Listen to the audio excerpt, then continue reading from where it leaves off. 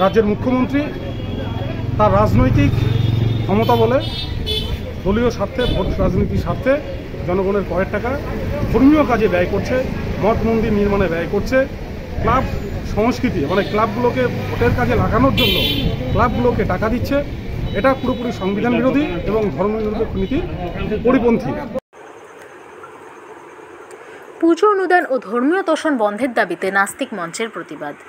পশ্চিমবঙ্গ সরকারের ঘোষিত পুজো অনুদানের তীব্র বিরোধিতা করে আজ নবদ্বীপে পথে নামে নাস্তিক মঞ্চ।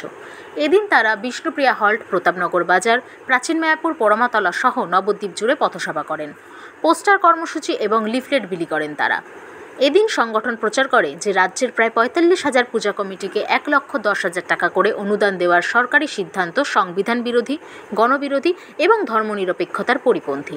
সংগঠনের অভিযোগ, সরকারি খরচে ধর্মীয় অনুদান দেওয়া একদিকে সংবিধানের ধর্মনিরপেক্ষ চরিত্রের লঙ্ঘন, অন্যদিকে জনগণের মৌলিক অধিকার, স্বাস্থ্য, শিক্ষা ও খাদ্য নিরাপত্তার খরচ বঞ্চিত করছে।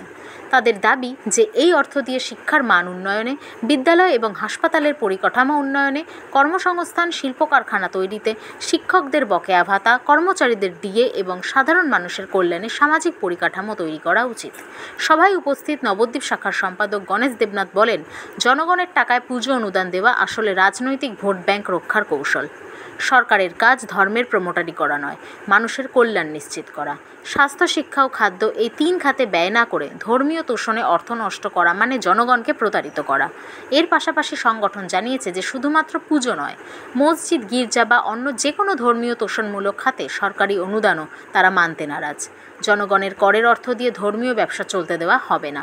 সভা শেষে নাস্তিক মঞ্চের কর্মীরা ঘোষণা করেন, এই আন্দোলন শুধু নবদ্বীপে সীমাবদ্ধ থাকবে না, রাজ্যের বিভিন্ন প্রান্তে গণ আন্দোলনের ডাক দেওয়া হয়েছে।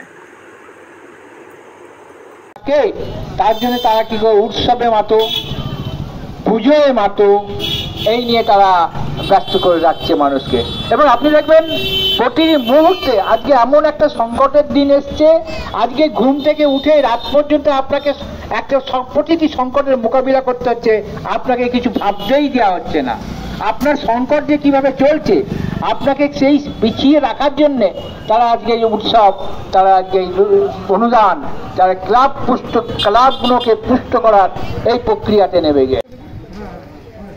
সম্প্রতি পশ্চিমবঙ্গ সরকার পুজো কমিটিগুলোকে ১,১০,০০০ করে দেওয়ার কথা ঘোষণা করেছে এবং সেটা দেবে। বেশ কয়েক বছর থেকে এটা করে যাচ্ছে। জনগণের করের টাকা, আপনার আমার এই যে করের টাকা, সেটা রাষ্ট্রের উন্নয়নমূলক কাজে ব্যয় করার কথা, সেটা না করে রাজ্যের মুখ্যমন্ত্রী তার রাজনৈতিক ক্ষমতা বলে দলীয় স্বার্থে, ভোট রাজনীতির স্বার্থে জনগণের করের টাকা ধর্মীয় কাজে ব্যয় করছে, মঠ মন্দির নির্মাণে ব্যয় করছে, ক্লাব সংস্কৃতি মানে ক্লাবগুলোকে ভোটের কাজে লাগানোর জন্য ক্লাবগুলোকে টাকা দিচ্ছে।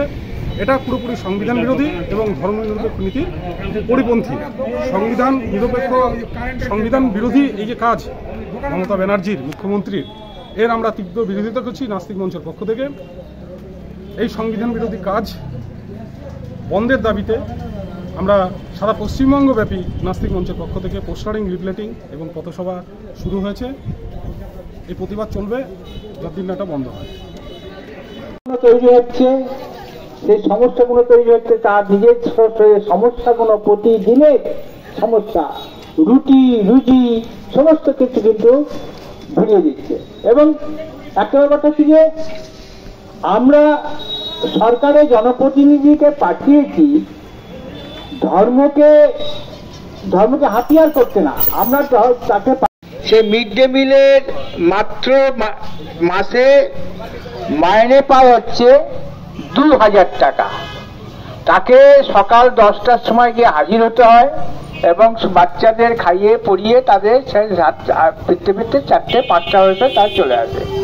এই যে ঘরের মহিলারা এই যে কাজ করছে তাদের কিন্তু যে আর্থিক সম্মান বলে একটা জিনিস আছে, সেই আর্থিক সম্মান পাচ্ছে না।